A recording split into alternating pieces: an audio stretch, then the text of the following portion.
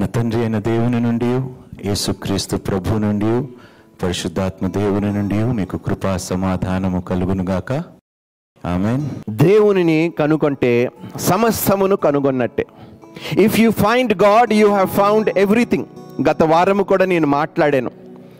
If you have found God you have found everything. గత వారం మన ప్రేమ గురించి మాట్లాడుకున్నాం. దేవుణ్ణి పొందుకున్న వారు నిజమైన ప్రేమను తెలుసుకోగలుగుతాడు, నిజమైన ప్రేమను అనుభవించగలుగుతాడు, ఆ ప్రేమను ఇతరులతో పంచుకోగలుగుతాడు. అది గత వారము మనం తెలుసుకున్నాం. కానీ ఈరోజు మనం వెళ్తున్న అంశం ఏమిటంటే సమాధానము. దేవుణ్ణి కనుగొన్న వారు సమాధానము కలిగి జీవించగలుగుతారు. అన్నిటికన్నా ప్రాముఖ్యమైనది ఈ లోకములో సమాధానం. ఎంత డబ్బు ఉన్నది కాదు, ఎంత సమాధానము కలిగి మనం జీవిస్తున్నామో అదే ప్రాముఖ్యమైనది. ఈరోజు ఎటు చూసినా కూడా సమాధానము లేకుండానే మనుషులు జీవిస్తున్నారు. కానీ యేసుక్రీస్తు ప్రభువారు ఏం చేశాడో తెలుసండి? మనము దేవునికి శత్రువులుగా ఉంటుండగా, పాపిష్టివారుగా మనం ఉంటుండగా, ఆయన యొక్క బలియాగము ద్వారా, ఆ శిలువ మరణము ద్వారా ఆయన తండ్రితో విరోధులుగా ఉన్న మనల్ని సమాధానపరిచాడు. ఇంతకన్నా గొప్ప సమాధానము మనుషులకి ఎన్నడూ దక్కదు, దొరకదు కూడా. This is the greatest gift that we have received because of Jesus Christ. యేసు క్రీస్తు ప్రభు ద్వారా మనం పొందుకున్నది ఏంటో తెలుసా? ఏ సమాధానం అయితే మనుషుడు దేవుని నుండి పోగొట్టుకున్నాడో, ఆ సమాధానం నుండి తొలగిపోయాడో, అది క్రీస్తు మరలా కలిగించాడు. దేవునికి స్తోత్రము. The greatest thing, the greatest gift for mankind that Jesus gave was peace with God.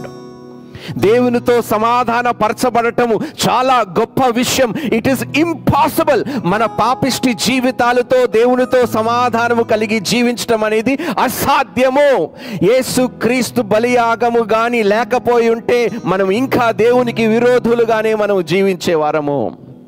కానీ ఎంత కృప ఈరోజు, ఎంత ధన్యత యేసుక్రీస్తు ద్వారా ఈరోజు మనం పొందుకున్నాం. We have been reconciled to God. మీకు బహుశా అర్థము కావటం లేదు what it is to be in peace with God, what it is to have reconciliation with God. ఆయనతో సమాధాన పరచబడటం అంటే ఎంత గొప్ప కార్యమో, ఎంత శ్రేష్టమైన బహుమానము ఈరోజు మనం పొందుకున్నాము తన బిడ్డలుగా. బికాజ్ సమాధానము లేకుండా దేవుని సన్నిధిలో మనం నిలబడలేమండి. దేవునితో ఒకటిగా మనం చేయబడకపోయి ఉంటే, సమాధాన పరచబడకపోయి ఉంటే నిత్య నరకాగ్నియే మన జీవితము. ఈ లోకములోని రాబోయే లోకములో కూడా అదే దుస్థితిలో మనం బ్రతికేవారు. So thank God for the peace that Jesus Christ gave us through his sacrifice. ఆయన యొక్క బలియాగము ద్వారా మనము పొందుకున్న సమాధానము దేవునితో, దాన్ని బట్టి నిత్యము ఆయనని స్తుతించండి. The greatest gift. అందుకనే యేసుక్రీస్తు ప్రభు అంటాడు, లోకము ఇచ్చే వంటి సమాధానము కాదు నేను ఇచ్చే సమాధానము. I give you peace but not like the world. చాలామందికి సమాధానానికి అర్థం తెలియదండి. గొడవలు లేని జీవితం అనుకుంటారు, సమాధానము కాదండి. దేవునితో సమాధానము కలిగి ఉండటమే సమాధానము. యేసుక్రీస్తు ప్రభువారే అంటారు, ఈ లోకములో మీకు అనేక శ్రమలు కలుగుతాయి, కానీ భయపడకు, నేను వాటి లోకమును జయించాను. దేవునికి స్తోత్రము. We have piece with God అండి. అందుకని అంటున్నాను, దేవుణ్ణి కనుగొన్న వారికి సమాధానము దొరుకుతుందండి. ఏ పరిస్థితిలో కూడా భయము, భీతి లేకుండా సమాధానముతో వారు జీవించగలుగుతారు. ఈరోజు ఎంతమంది నిద్రలు లేకుండా బ్రతుకుతున్నారో తెలుసండి? భయముతో, భీతితో బ్రతుకుతున్నారో తెలుసండి? నిద్ర కరువైపోయింది ఈరోజు మనుషులకి. భయము, వణికిపోతున్నారు. ఏం జరగబోతుందో, నా భవిష్యత్తు ఏమిటో, నా జీవితం ఏంటో, నా ఫ్యూచర్ గురించి ఎంతమంది భయముతో బ్రతుకుతున్నారు. There is no peace. కానీ క్రైస్తవులుగా మనం చక్కగా నిద్రించాలండి. ఎందుకో తెలుసా? మనము దేవునితో సమాధానపరచబడ్డాము. ఆయన పిల్లలుగా మనం పిలువబడుతున్నాము. ఆయన మన పక్షము ఉంటుండగా మనకి విరోధి ఎవడండి? గాఢాంధకారపుల్లో ఇళ్ళ నేను సంచరించిన ఏ అపాయము నా యొద్దకి రాదు. దేవునికి స్తోత్రము. సమాధానము కోసము నువ్వు దేనిని విడిచిపెట్టడానికి సిద్ధంగా ఉన్నావు? What would you give up for peace? సమాధానము పొందుకోవటానికి నువ్వు దేనిని విడిచిపెట్టడానికి సిద్ధముగా ఉన్నావు? Would you be willing to forsake something valuable or your position to keep peace? సమాధానము కలిగి ఉండటానికి నీ యొక్క పొజిషన్ని, విలువైనది, నువ్వు దేనినైతే విలువైన దానిగా నువ్వు ఎంచుతున్నావు, అది విడిచిపెట్టడానికి నువ్వు సిద్ధముగా ఉన్నావా? చాలామందికి నిద్ర రావటం లేదండి. నిద్ర చాలామందికి సులువుగా రాదు. Sleep does not come easily during trials or difficult situation. కీర్తనలు 3వ కీర్తన 5వ వచనము, యెహోవా నాకు ఆధారము, కావున నేను పండుకొని నిద్రపోయి మేలుకొందును. యెహోవా నాకు ఆధారము.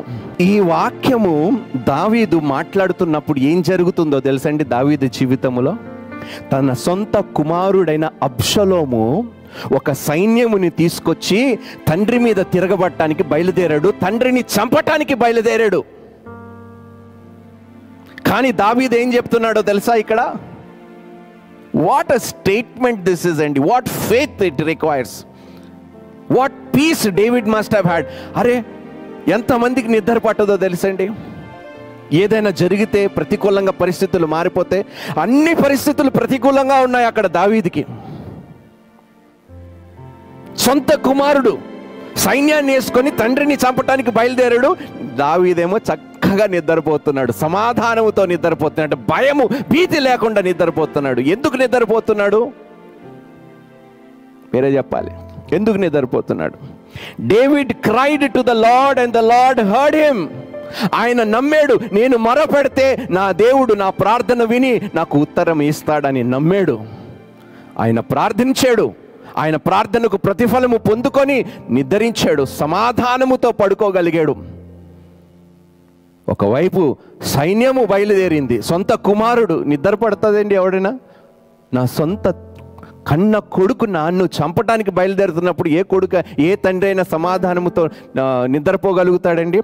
దావీదు నిరూపించాడండి, దేవుడు నీకు తోడుగా ఉంటే ఏ విషయానికి నువ్వు భయపడవు, ఏ విషయంలో నువ్వు భీతి చెందవు, సమాధానముతో నువ్వు నిద్రపోతావు. ఎంత తుఫాను వచ్చినా, ఎన్ని అలలు లేచినా కూడా నువ్వు భయపడవు. Peace in the midst of storm అంటాం మనం. ఆ తుఫానులో కూడా మనకి సమాధానం కలిగించే దేవుడైన యేసుక్రీస్తు ప్రభువారు మనకి దేవుడై ఉన్నాడు. దేవునికి స్తోత్రము. అందుకని అంటాను, if you find God you will find piece.